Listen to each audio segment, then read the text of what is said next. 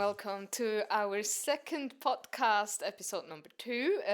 The first episode was in Swiss German, so everyone who's listening in today will not have possibly understood it. With me today, again, my sister Janine from the Kelten Rauch business.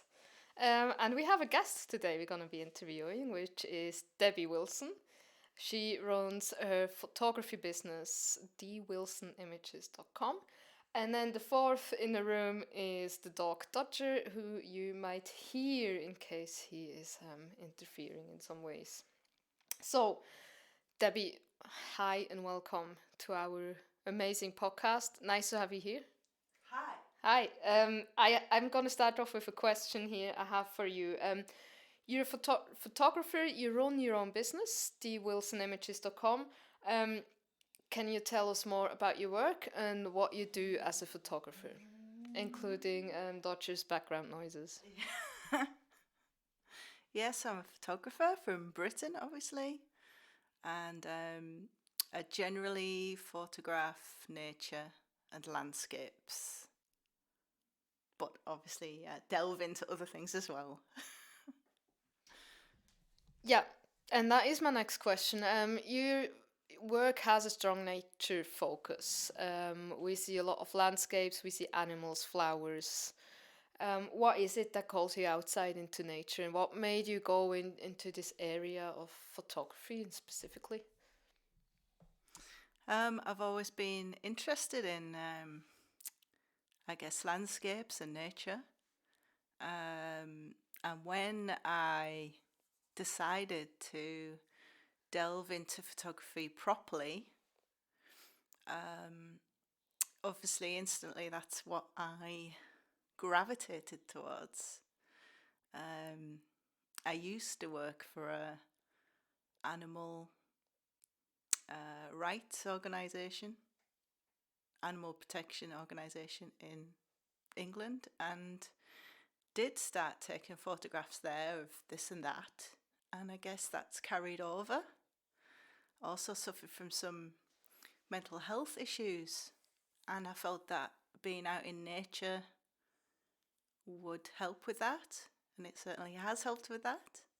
And obviously Switzerland's such an amazingly lovely place, and I wanted to try and capture my local area specifically, and capture nature as best as possible. You talk about the local area where you live right now. Well, can you tell our listeners where is that, and also which aspects specifically are like nice about it, or that you try to capture of the local area? Yeah, I live in the Emmental area of Switzerland. I think a lot of photographers or people, when they look at images of Switzerland, they only see mountains. And I wanted to get away as much as possible from just taking pictures of snowy capped mountains and show what this area has to offer. So in this area with lots of forests and flowers at different times of the year, mushrooms, lots of wildlife. We have deer and birds of prey, which are very interesting to look at. And so I tend to work with the seasons. So obviously in the spring, I might take some pictures of daffodils or snowdrops or the blooming of the trees or whatever it is. And then, we work our way through the year and work with whatever's there.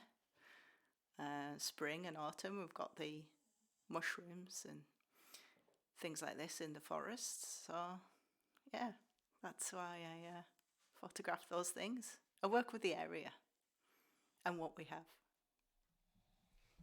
This is really interesting because in Celtic life, the seasons are extremely important. The moving through the seasons and working with your local area is very much a Celtic kind of theme. So you've worked with us before. You've shot most pictures that are on our website.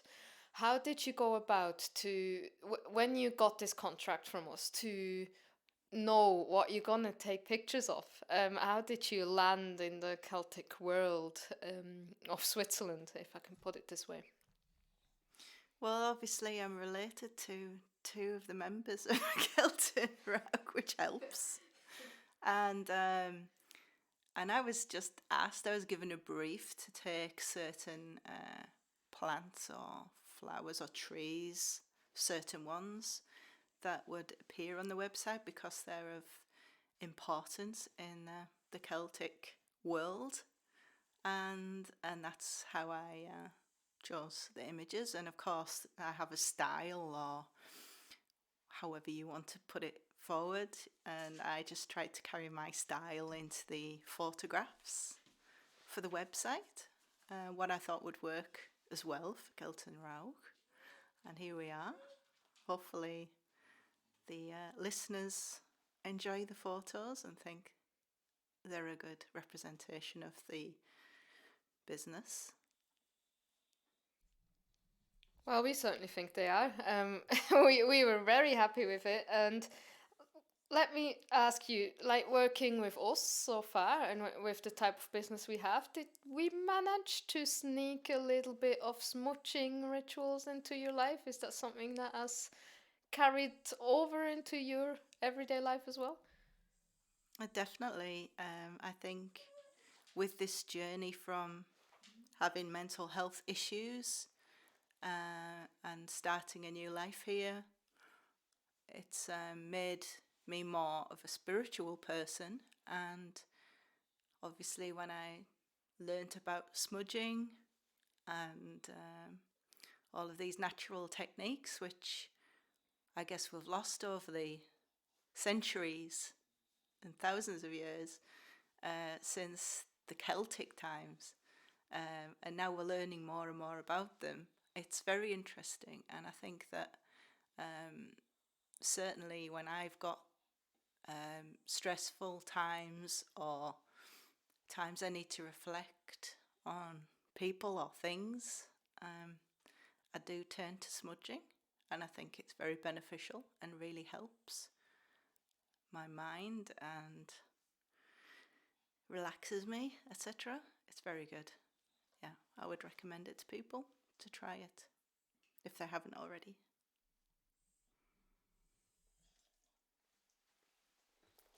Thank you very much. Also, from my side, it's lovely to have you here and ask you questions.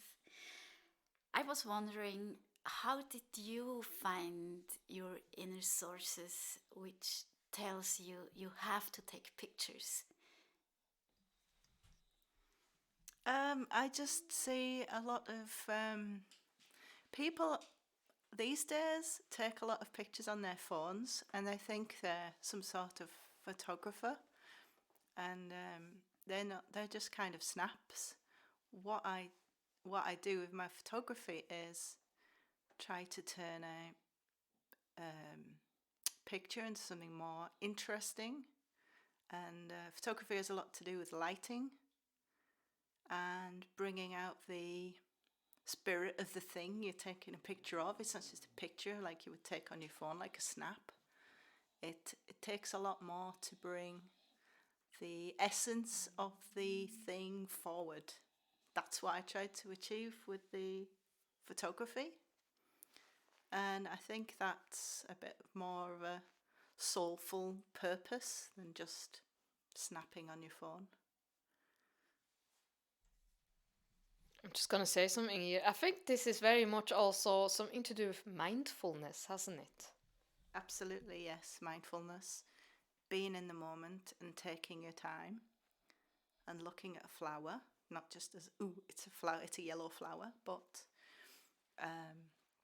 really analysing that flower and trying to make something lasting from it in terms of the photo and something you can reflect on. The flower might not last forever, but the photo will. So, we're talking a lot about your pictures. Is there any chance to see or meet you and your pictures on an exhibition? I don't have any exhibitions planned as such, but it's something I'd probably do in the future if I had the opportunity. Obviously, we've had interesting times with Corona and everyone's having to avoid each other. And now we're just getting back into a time of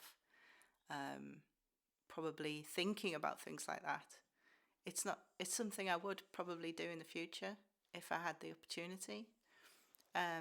Everyone can look at my images on my website and take the time to appreciate some nature and landscapes and other things that might interest you. The website will be linking as well underneath the post of the podcast, so you can go and have a look there. And we're coming to an end. My last question is, do you have any other wishes or goals for this year? I think this year we're going to take a trip back to England, and when I left England, I'd really only started scraping the surface of photography, so hopefully this year I can get some really good photos of things which I didn't really bother before. I just took phone snaps like everyone else. So hopefully I'll be able to add to the website and add some interesting things from England that we'll see. And yeah, I need to get out a little bit more this year, hopefully. Different places maybe, and see a bit more of Switzerland. Take it out of the Emmental a little bit. I'm sure I'll be doing some more work for Kelten Rauch, which I'm looking forward to, of course. I love to work with you girls. So yeah, lots of things to look forward to. Super fantastic. Thank you very much for being with us today, for giving us an interview and insight into your work. Like I said, dear listeners, you can click on the link below to go and check out Debbie's work. And you can also scroll through our website. The pictures you see are exclusively from her. That was episode 2. Guys, see you with, or hear you with the next one as we upload some more podcasts with more interviewing guests and topics. And now everyone, bye-bye. Bye!